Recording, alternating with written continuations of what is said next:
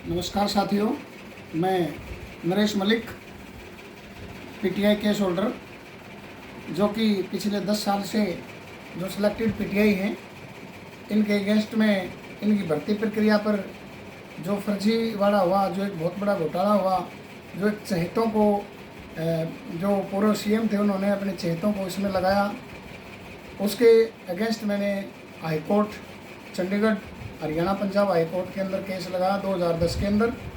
और उसके बाद सिंगल बेंच, डबल बेंच और साथ साथ सुप्रीम कोर्ट की डबल बेंच तक निर्णय आने तक इस लड़ाई में हम उनके साथ इस लड़ाई को लड़ते रहे, हक की लड़ाई को लड़ते रहे। साथियों, इस लड़ाई में मुख्य बात क्या थी कि एक तरफ 1983 और एक तरफ हम 60 से 65 कैंडिडेट थे। 1983 कैंडिडेट 60 से 65 हज़ार रुपये मंथली सैलरी लेने वाले कैंडिडेट थे और इधर 60 से 65 कैंडिडेट एक बेरोज़गार कैंडिडेट थे। जो बीच बीच में जब भी हमारी मुलाकात होती थी तो कहा जाता था कि आप कहाँ तक हमारे साथ आओगे, आप पैसे कहाँ से लेकर आओगे, इसमें बहुत सारा पैसा लगना है।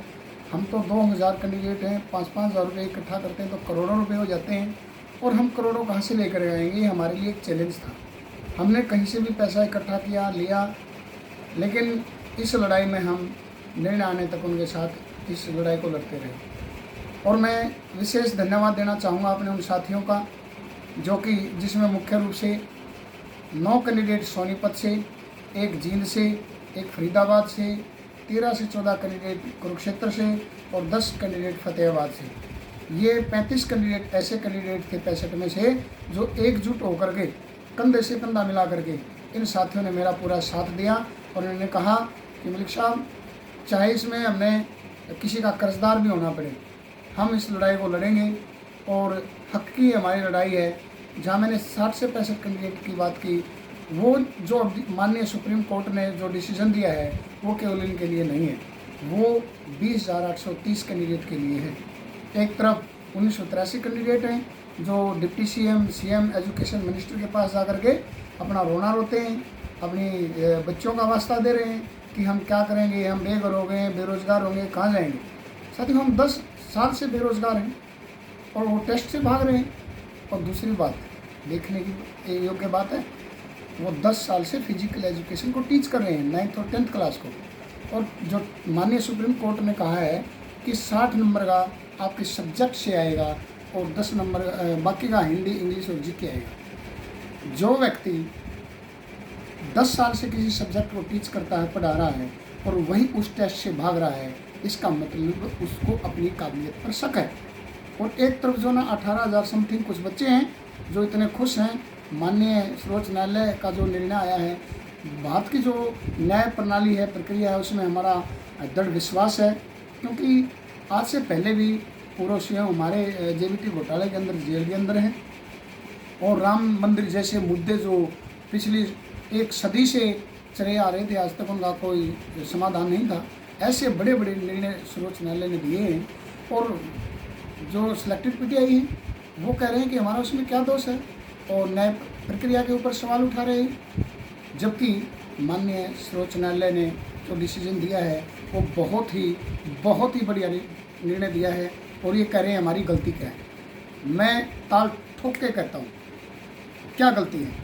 वो गलती अगर आपने क्या गलती है देखनी है, मेरे पास 1983 की 83 की आरटीआई लगा करके निकाली गई सारी की सारी मेरे पास जो है इनकी पूरा चिट्ठा है। आप मेरे पास आएँ, जिस भाई को देखना हो कि किसकी क्या गलती है, इंटरव्यू से लेकर के डॉक्यूमेंट, यूनिवर्सिटी, आपकी कंपार्टमेंट, आप फेल, आपका जो है बाद में आप चलान बनवाते हैं, बाद में फॉर्म अप्लाई करते हैं, बाद में डिप्लोमा डिग्री लेकर आते, एक सब्जेक्ट में फेल हैं, जो कि हरियाणा से जो डिप्लोमा डिग्री होल्डर हैं वो बाहर कर दिए गए और बाहर से जो बाद में अपने ये लेकर गए, सर्टिफिकेट लेकर के आए, या फेल थे या बाद में चलान किया या बाद में उन्होंने जो है फॉर्म अप्लाई किया, वो सिलेक्शन कर दिया गया। और हर एक का रिकॉर्ड आरटीआई से मेरे पास है, मेरे पास रखा हुआ है। जिस भाई को देखना हो कि हमारी क्या गलती है, आपकी यही गलती है कि कुछ लोग थे जो 300 से 350 की संख्या बनती है, वो इसमें फर्जी थे। ये तो मैं भी मानता हूँ कि 1983 के 83 फर्जी नहीं थे, उसमें मेरे कुछ भाई बहन बहुत ही कैपेबल हैं अच्छे हैं जो कि अपनी योग्यता के आधार पर लगे थे, लेकिन बोला जाता है एक भैंस स्वान मिलने वाले, वो सच है।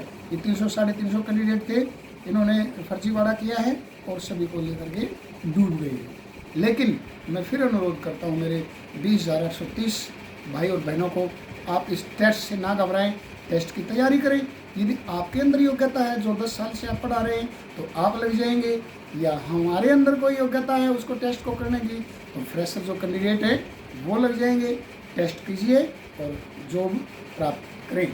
इसमें इमोशनल ब्लैकमेल करने की कतई आवश्यकता नहीं है। कभी आप एजुकेशन मिनिस्टर के पास, कभी डिप्टी सीएम के पास, कभी सीएम के पास, कभी ये कभी यहाँ कभी वहाँ, और बोल रहे हैं हम सड़कों पे आ जाएंगे, ये करेंगे वो करेंगे। 1 मिनट के लिए आप सोच कर देखिए, एक तरफ 1983 और एक तरफ 18,000 समथिंग है, मुकाबला भी होगा तो किधर ज़्यादा पड़ रहा होगा।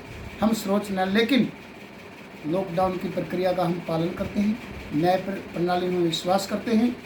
हम ऐसा भी नहीं कर रहे हैं। ज़रूरत पड़ी तो 18 के 18,000 साथी मेरे साथ हैं, और हम कभी भी आपकी तरह एजुकेशन मिनिस्टर के पास, डिप्टी सीएम के पास, सीएम के पास हम भी जा सकते हैं। लेकिन कोरोना जैसी महामारी से बचने के लिए हम जो सोशल डिस्टेंसिंग और लॉकडाउन जो लगाया गया है उसकी पालना करने वाले व्यक्ति हैं, क्योंकि हम न्याय प्रक्रिया में प्रणाली में विश्वास करते हैं। हम ऐसा भी नहीं कर रहे हैं। अभी घरों में रहें, सुरक्षित रहें। जॉब तो बाद की बातें हैं, पहले अपने आप को, अपने परिवार को, अपने देश को बचाना है, और पूरे राष्ट्र को जो सिर है वो गौरव से ऊंचा विश्व बिरादरी के अंदर उठाना है। जो बाद की बातें हैं कि बाद में करेंगे, पहले आप अपना देश को बचाएं और अपने टेस्ट की तैयारी करें। जैसे ही फॉर्म अप्लाई होते हैं, टेस्ट होता है, टेस्ट में बैठे और जिस भाई के अंदर योग्यता है, बहन के अंदर योग्यता है, वो टेस्ट करके आए और अच्छी नागरिक होने के नाते उस टेस्ट में बैठ करके टेस्ट दें, और जो वो लग जाएगा। मैं अपने सभी साथियों से फिर हाथ जोड़कर विनती करता हूं कि जिन्होंने इतना सहयोग 10 साल से लगातार मेरे को दिया, मेरी टीम ने मुझे साथ दिया, वो हमेशा मेरे साथ हैं और आगे भी मेरा आपसे वादा है, जैसे आपने मुझे हौसला और मुझे साहस दिया है, हमेशा आपके साथ रहेंगे। जहाँ भी जाना होगा, चाहे वो सरकार के पास जाना, चाहे न्यायालय में फिर जाना है, कहीं भी जाएंगे हम साथ में रहेंगे। और हम सभी 18,000 समथिंग हम बहुत इस न्याय प्रणाली से बहुत खुश हैं, और इस टेस्ट में हम बैठेंगे।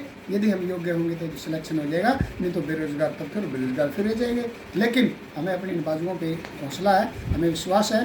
कोई गवर्नमेंट जॉब सभी को थोड़ा लगती है, हम और भी काम कर लेंगे, उस दिन से कर रहे हैं। लेकिन ये एक जॉब हटने से, जिन्होंने 10 साल तक जॉब करी, गवर्नमेंट जॉब ली, 60,000 65,000 सैलरी दी, 10 साल में 55 से 60 लाख रुपये इन्होंने अर्जित किया, और आज भी अपने आप को गरीब बता रहे। ये कोई भी बिजनेस कर सकते हैं, वे वेल सेटल फैमिली हैं। आज के दिन नए बच्चों को इसमें मौका मिलेगा, तो नए परिवारों का इसमें उद्धार होगा।